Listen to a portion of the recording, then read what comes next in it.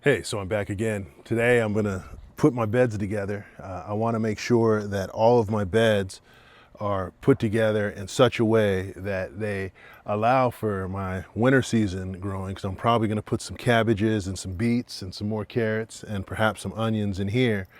But one of the big challenges that I have is crowding things in, because I just like to put a lot of stuff into a small area, and that's not always the best way to go about it.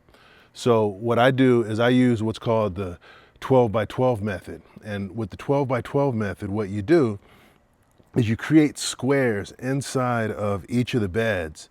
So you plant things within those squares. So it gives you a way to automatically measure out where things go. So a lot of times you'll see 12 inches, 18 inches apart to plant things on a seed packet, but then you have to go get a ruler and you have to go do all of that. So I'm going to walk you through today the process that I go through to prepare a bed. So when it's time to plant, I plant and I don't have to do all of that makeup. I don't have to do all of that fixing when I get started. So let's go ahead and get into it. There's three things that help a garden succeed and thrive. Number one is water retention. Number two is organic material. And number three is aeration. You have to get oxygen to the soil. You have to have a way for the soil to make moisture available to the roots. And you have to have a way for there to be some delivery of the nutrients. So when I get started, I like to make sure I have good materials. And so today I'm going to focus on three key materials that I use. Number one is I use the Kellogg's Grand Organics soil. And again, this is not I'm not being sponsored by anybody, but this is just stuff I use. And I like this stuff because it's OMRI listed. And if you're like me, I'm very intentional about what goes into my body, the types of foods that I eat, and what I have in my vegetables when I grow them. So I want to make sure that I have organic contents. And if you ever want to know what the contents are of the soil, you just come to the back and it'll tell you that you've got nitrogen, you've got different types of nitrogen, you've got phosphate, you've got potash, you've got iron. So you get an idea of what types of trace minerals are in the soil. The other thing I get is I use chicken manure.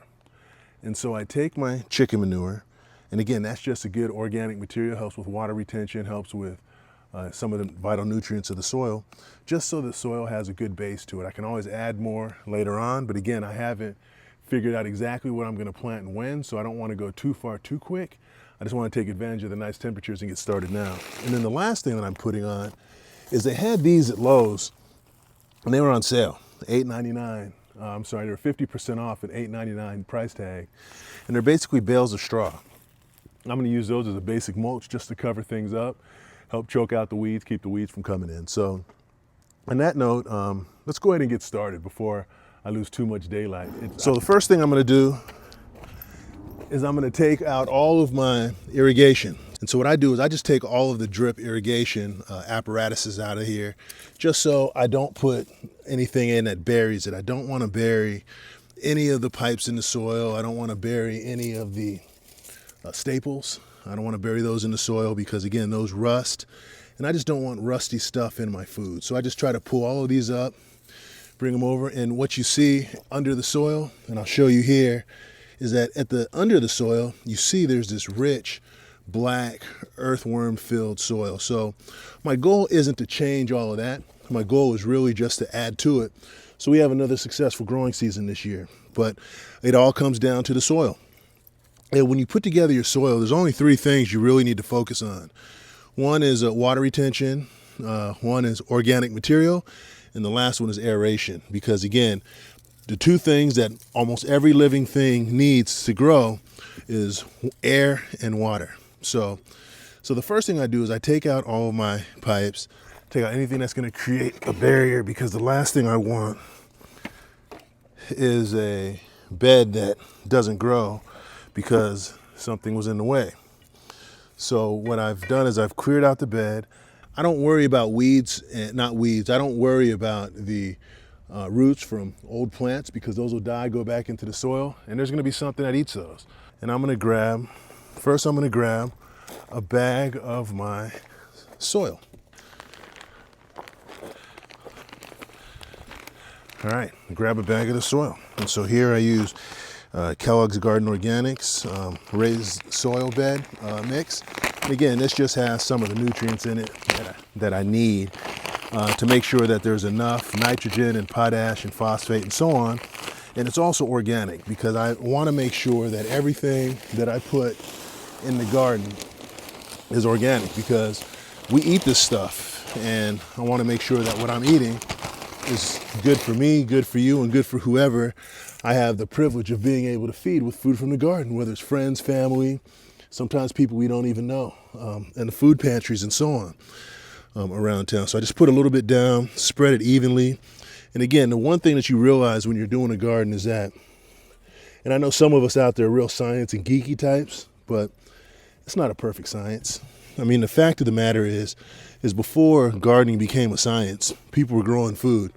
So don't allow yourself to get so caught up in the tricks of the trade that you forget the trade. So once I've done that, I then take some chicken manure and, you know, a lot of people are really particular about the different products. I just get a naturally made brand at the Lowe's in town because, again, it's about feeding the soil and feeding your plants and your vegetables with good stuff. And so as long as it's good stuff, it's certified, or it's, you know, certified organic, it's usually going to be okay. Because the fact is, chickens don't eat chickens. Chickens eat organic material. They poop organic material, and that poop is what I'm putting my hands in right now. And so now what I'm doing is I'm putting in a layer of chicken manure. I just put that over the soil. So the soil is nice and covered.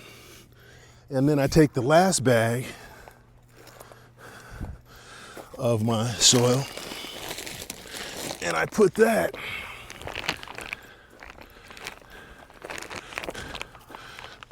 over the top. So I take that,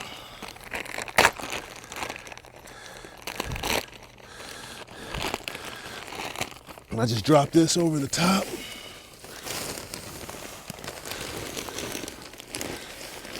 Just like this. Again, the key is getting it out of the bag, spreading it out, getting it out there, and then I spread it around. Now again, you want to remember that there's a science behind this that I don't pay a lot of attention to because, again, I think that people were eating way before science took over. And I think as long as you know the basics, you're good to go.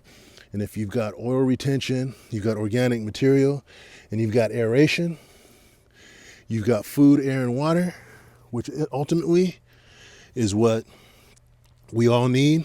And it's no different for your plants, and you're putting those in your body. So now what I've got is I've got all of my stuff down. Now what I can do is I could go back and put my irrigation stuff, and because it was already here, I could just take it and put it back in the same general place, and we can always adjust it as we go a little bit further down the path. But the idea here is really just to make sure I have water going to all of the major parts of the garden, because if I need to add more drip based on what I'm growing, then guess what I do? I add more drip. You'll learn about me that nothing is really very complicated, because I think if it's complicated, I'm not going to do it. So I just take these and put these down inside the bed like so. So then what you get is, again, you're right back to almost where you started, where you've got your stuff back down. And then I think here's an extra one that I have, so I'll put that one up here. And so now what I've got is I've got a bed that has water to it, that has the major components of the soil, and that's ready to grow. So now the last thing I'll do is I'm going to put up the 12 by 12s. And so everything is very, very low tech. Low tech is better in my book. So all I do here, and again, it's never scientific, and even the 12-inch method, or the 12-inch method, I guess it's called, at least we'll call it that now. It's not incredibly scientific. I mean, you just you nail in your holes, and if I can, I'll try to speed this up for you. I'm not sure if I can now.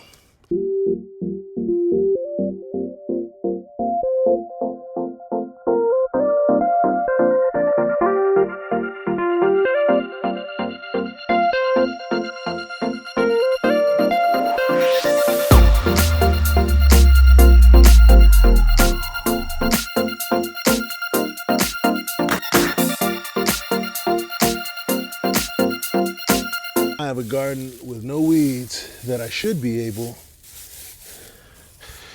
to plant just about anything I want to plant in and have it go. And the beauty of it is that this mulch will then act as organic material as it continues to break down. Because remember, the one thing we have in the winter is what? Rain. Before I go, I'm gonna walk over and grab the scissors here so I can, and you can see how the sun is starting to go down quite a bit. But I'm gonna get some of my garden shears, and what I'll be able to do with those garden shears is use those as a cutter for the string. And I think many of you are gonna see how easy it is to do this. So now what I'm gonna do with the string, I just take the string, I tie one side on here. Because again, you're not gonna do anything with this except for use it to not overplant. Because if you're anything like me, you have a tendency to overplant. So you take that, you go here. Now, I just cut this off.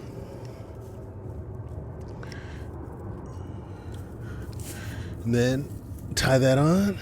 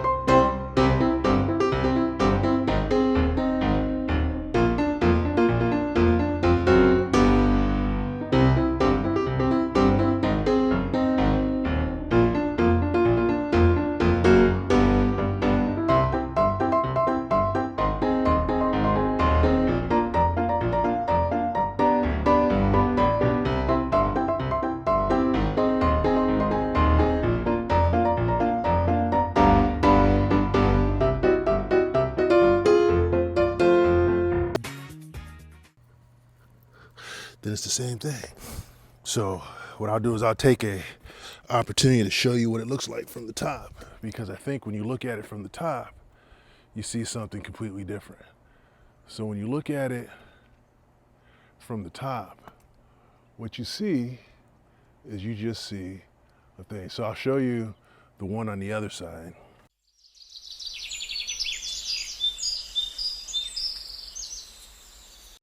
Winter gardening can be just as fun as summer gardening. It's just a matter of putting in the work and taking time. You know, it's easy to get out and do the glamorous thing when the sun is shining and everybody's watching, but now's when you do all the makeup work, so that way when the time comes, you drop your seeds in the ground, things grow, and everything looks good. So on that note, have a good rest of your day, and I will talk to you soon.